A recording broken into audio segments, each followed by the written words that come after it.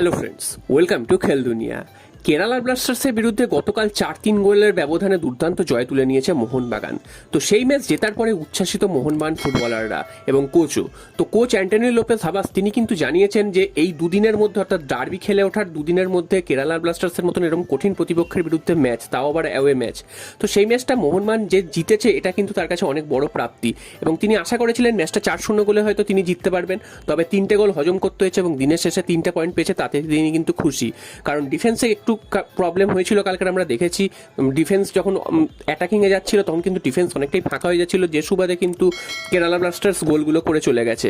তো হাবাস কিন্তু এই দিকটায় নজর দেবেন পরবর্তী ম্যাচে, সেটা কিন্তু জানিয়েছেন। এছাড়াও মোহনবাগানের যে স্ট্রাইকাররা রয়েছেন জেসন কামিংস, আর্মান্দো সাদিকো এবং দিমিত্রি পেটাটস, এদেরও প্রশংসা করেছেন তিনি কিন্তু জানিয়েছেন যে যদি প্রত্যেকটা স্ট্রাইকারকে একসঙ্গে তিনি দলে পেতেন তাহলে কিন্তু খুবই ভালো হতো।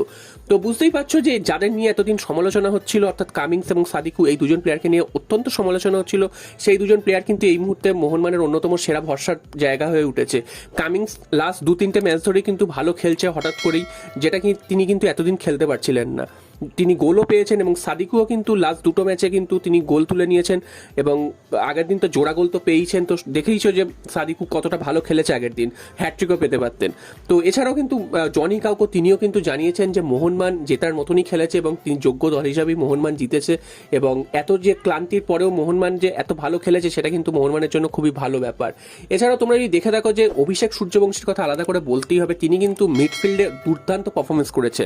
জুয়ান ফার্নান্ডো কিন্তু এই প্লেয়ারগুলো সুযোগ দিত না, সেখানে কিন্তু হাবাস এসে এই প্লেয়ারদের খেলার সুযোগ দিচ্ছে, যার ফলে কিন্তু মোহনবাগানের মাঝমাঠটা কিন্তু অনেকটা পরিণত হয়েছে, যেই খেলার অভাবটা কিন্তু জুয়ানের সময় দেখা গেছিল, যে মাঝমাঠে খেলা তৈরি হচ্ছিল না এবং সেখান থেকে কিন্তু উল্টো দিকের আক্রমণ তৈরি হয়ে যাচ্ছিল, ফলে মোহনবাগান চাপে পড়ে যাচ্ছিল। তো সেই জায়গাটাও কিন্তু ভালো মেকআপ দিয়েছে মোহনবাগান। এছাড়াও দীপক টাংরি তিনি কিন্তু গোল করেছেন, প্লাস মোহনবাগানের ডিফেন্সেও কিন্তু ডিফেন্সের ওপরে যে স্তম্ভ সেখানেও কিন্তু তিনি অনেকটা মেকআপ করেছেন, যার ফলে কিন্তু মোহনবাগানের কিন্তু গোল হজম করতে হয়নি এবং অনিরুদ্ধ থাপাকে বসিয়ে রেখে দীপক টাংরিকে কিন্তু ফার্স্ট ইলেভেনে রেখেছিলেন হাবাস, তো তার মর্যাদা কিন্তু তিনি দিয়েছেন। এবং দিমিত্রি পেটাটস প্রত্যেক ম্যাচেই তিনি ভালো খেলছেন, তবে কালকের ম্যাচে তিনি একটু অফ ছিলেন এবং অফ কালার ছিলেন। তিনি অনেকগুলো গোলের সুযোগ পেয়েছেন, তবে সেগুলো কিন্তু তিনি গোলে রাখতে পারেননি। তিনি যদি গোলে রাখতে পারতেন মোহনবাগান কিন্তু আরও অনেক গোলের ব্যবধানে জিততে পারত। তো কেরালা ব্লাস্টার্স ম্যাচের পর কিন্তু মোহনবাগান একটা দীর্ঘ ব্রেক পাবে, আইএসএল এই সময় বন্ধ থাকবে ইন্টারন্যাশনাল ম্যাচের জন্য। তো এই সময় মোহনবাগানের যেসব প্লেয়াররা জাতীয় দলে যাচ্ছেন না তাদের কাছে কিন্তু রিফ্রেশমেন্ট হওয়ার একটা সুযোগ থাকবে।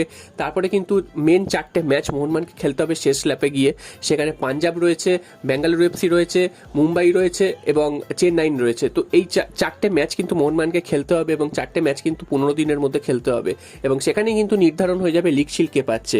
উল্টো দিকে মুম্বাইও কিন্তু এই মুহূর্তে দৌড়ে রয়েছে লিগ শিল্ড জেতার দৌড়ে এবং তারাও কিন্তু 39 পয়েন্ট পেয়ে রয়েছে, যদিও তাদের যদি 2টো পয়েন্ট এক্সট্রা পেয়ে যায়, অর্থাৎ জামশেদপুর ম্যাচ যে ম্যাচটা ড্র হয়েছিল সেখান থেকে তারা কিন্তু একটা পয়েন্ট পাওয়ার সম্ভাবনা রয়েছে, তাহলে কিন্তু তারা কিন্তু 41 পয়েন্টে চলে যাবে।